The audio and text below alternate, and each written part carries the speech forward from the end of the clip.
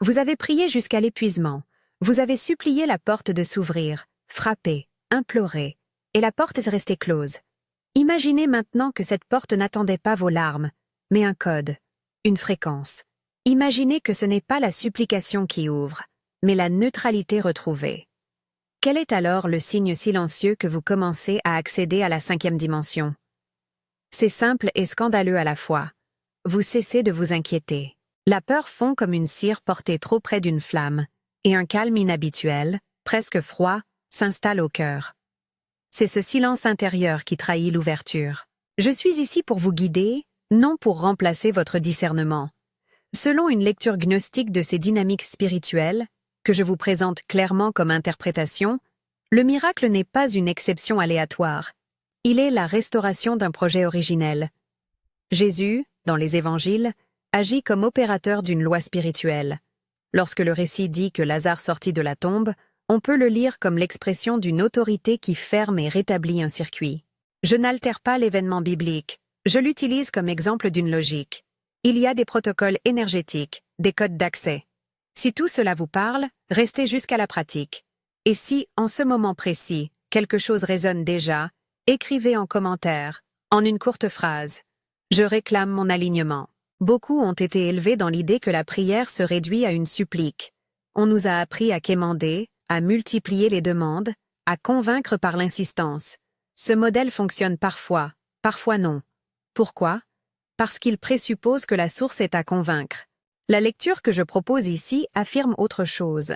Il existe une monada, la source primordiale, la clé, et il existe une barrière, une matrice façonnée par des forces antagonistes, appelées ici démiurges et archontes, dans le vocabulaire gnostique, qui interfèrent avec le circuit. Dans ce cadre, votre tâche n'est pas de convaincre, mais d'aligner votre fréquence avec celle de la monada pour rétablir le contact. Cela change tout. On sort d'une posture de demande pour entrer dans une posture d'autorité réglée.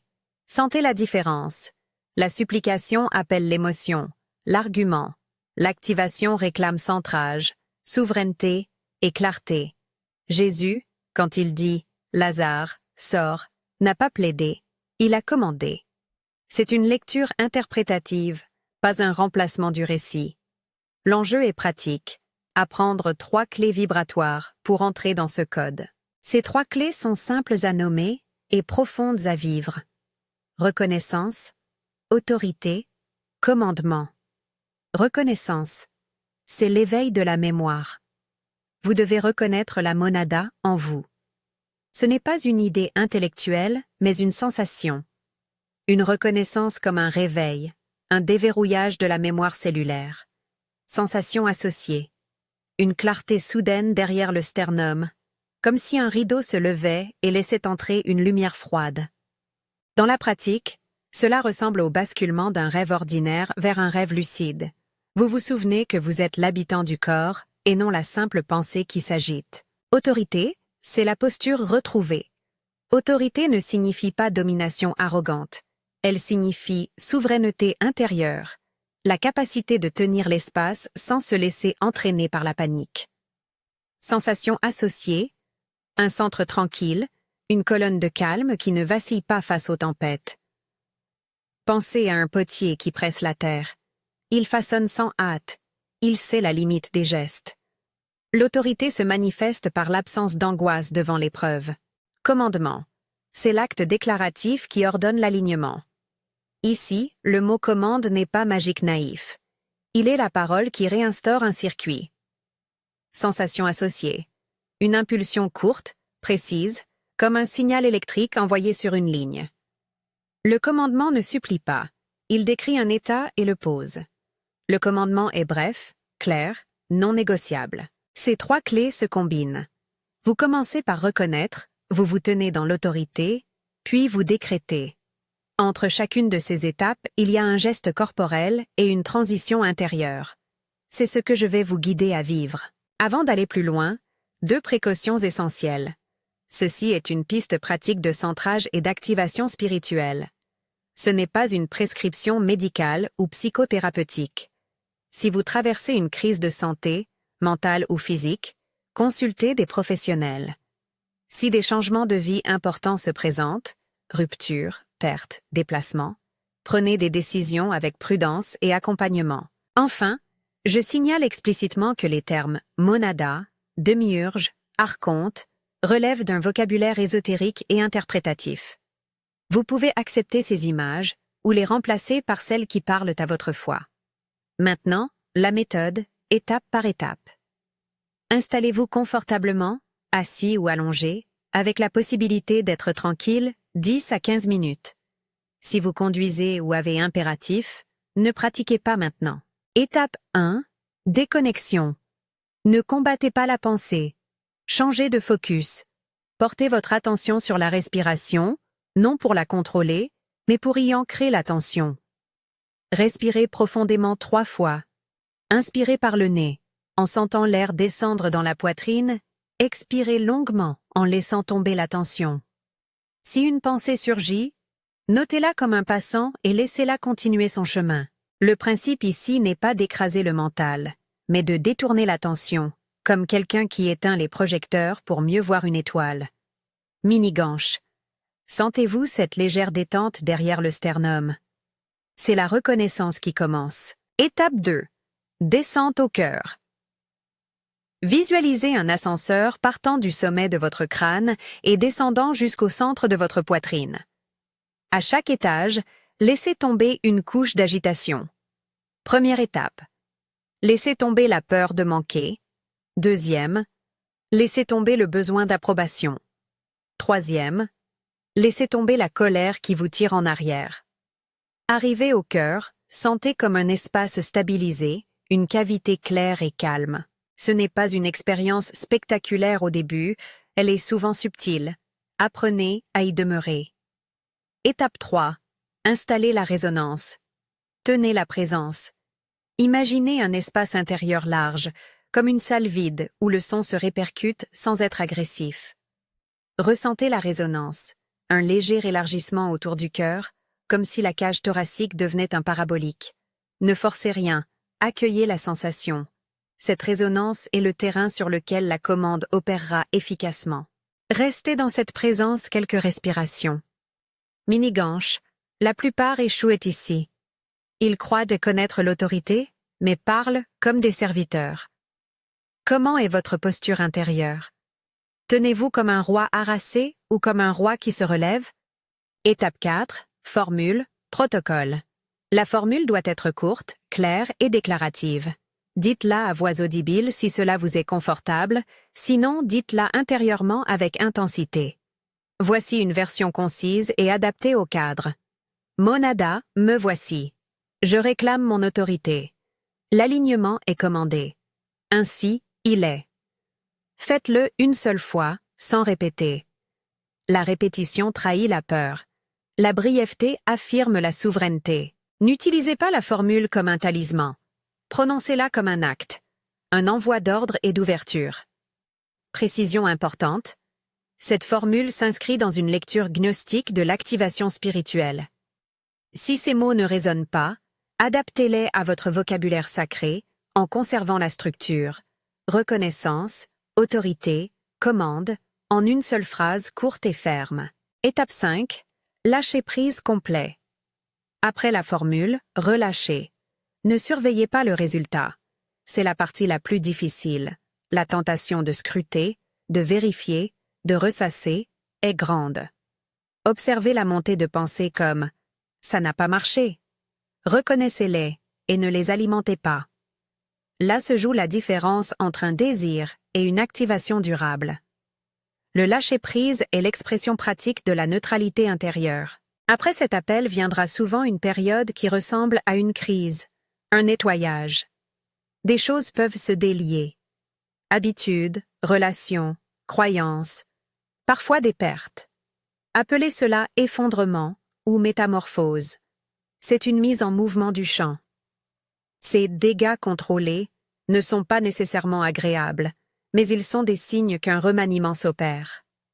Préparez-vous en ayant un réseau de soutien, en demandant conseil et en restant responsable face aux implications concrètes. 3 signes concrets indiquent que la manifestation est en cours. 1. Effondrement, nettoyage. Ce qui est inadapté commence à se désintégrer. Vous pouvez ressentir fatigue émotionnelle, perturbation de routine, ou voir des comportements anciens se rompre. Interprétez cela comme l'évacuation d'un terrain pour quelque chose de neuf. Agissez avec prudence. Ne prenez pas décision radicale sans soutien. 2. Écho et synchronicité. Des répétitions étranges apparaissent. Numéros, phrases entendues plusieurs fois, rencontres fortuites. Le monde commence à répondre par des motifs. Ne construisez pas votre foi sur la synchronicité seule. Considérez-la comme un indicateur d'alignement. 3. Neutralité intérieure. Le signe silencieux. Au milieu du tumulte, vous éprouvez une absence d'angoisse. Ce n'est pas une béatitude constante, c'est une stabilité qui ne se laisse pas émouvoir par les crises extérieures. Vous pouvez être au centre d'une tempête et garder la tranquillité. C'est ce point précis que je nomme « accès à la 5e dimension ». Non pas une fuite dans l'extase, mais une souveraineté tranquille. Quand le doute surgit, et il surgira, appliquez la stratégie du non-engagement. Observez le doute comme une pensée extérieure. Ne lui donnez pas de poids. Le doute fonctionne parfois comme un anticorps de la matrice, une tentative du champ d'autopréservation pour vous ramener à l'ancien programme. Répondez par la neutralité. Répétez silencieusement votre centre.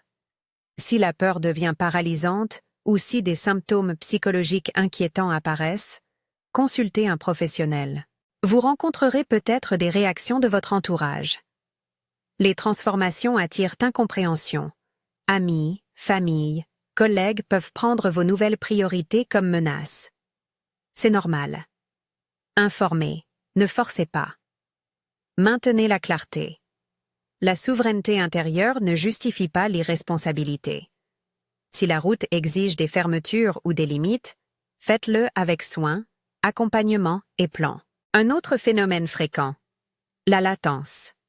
Certains croient que, si l'on a prononcé la formule, tout doit changer instantanément. Non. Parfois, l'activation déclenche une cascade de processus au fil des jours, des semaines, des mois. Soyez patient. Mesurez par la stabilité émotionnelle et par les signes énumérés, non par un résultat spectaculaire immédiat. L'alignement produit des effets qui s'installent. Un mot sur l'éthique et la prudence. Ne promettez pas à autrui que cette pratique guérira une maladie physique ou résoudra des dettes. N'utilisez pas ces enseignements pour manipuler des personnes ou justifier des ruptures précipitées. L'autorité intérieure n'exempte pas de responsabilité sociale. Agissez avec discernement, humilité et accompagnement. Avant de conclure, un dernier point pratique. Vous pouvez intégrer cet exercice quotidiennement, 5 minutes au réveil ou avant de dormir. Petite règle, la constance prime sur l'intensité. La pratique répétée stabilise la fréquence. Notez vos synchronicités dans un journal, observez les changements dans vos relations et vos émotions. C'est ce travail d'observation qui vous dira si vous progressez. Maintenant, pour ceux qui souhaitent boucler ce cycle par une parole, si vous êtes prêts, prononcez avec moi, une fois, fermement, selon votre foi. Vous pouvez dire ces mots à haute voix si vous le souhaitez, ou les formuler intérieurement. Rappelez-vous que c'est une formulation courte, non suppliante, et que vous gardez votre responsabilité personnelle. Monada, je suis ici. Je réclame mon autorité. L'alignement est commandé. Ainsi il est. Après avoir prononcé cela, relâchez. Revenez à la respiration. Ne vérifiez pas, ne cherchez pas des signes immédiats. Observez la journée. Notez les changements subtils. Si une résonance se manifeste, si une neutralité survient, prenez-le comme confirmation, non comme obsession. Souvenez-vous, accéder à une dimension supérieure exige courage et prudence. Vous pouvez perdre des choses, vous pouvez gagner une liberté intérieure qui en vaut la peine. Mais ce chemin n'est pas sans perte ni responsabilité. Pratiquez avec discernement. Cherchez des conseils si les transformations deviennent lourdes à porter. Prenez soin de votre santé corporelle et mentale.